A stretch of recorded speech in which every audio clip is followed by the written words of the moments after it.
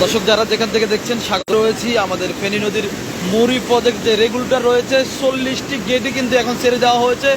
আপনারা দেখছেন প্রত্যেকটা গেট ছুঁয়ে একদম উঁচু পর্যায়ে পানি এখানে প্রবাহ হচ্ছে, যেটি অতীতের যে কোনো সময়ের রেকর্ডকে কিন্তু ভেঙে দিয়েছে। এখনকার যে পানির প্রবাহ সেটি আসলে বারাজীয় পাহাড়ি ডলের যে পানি সেটি এই কারণে মূলত এই অঞ্চলে এখন প্লাবিত হচ্ছে।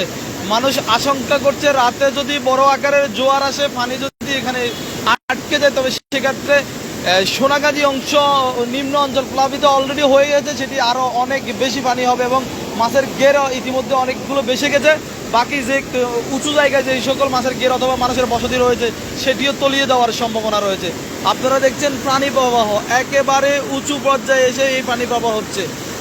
যেই গেটের যতটুকু জায়গা আছে সম্পূর্ণ জায়গার উপর দিয়ে কিন্তু পানিগুলো প্রবাহ হচ্ছে।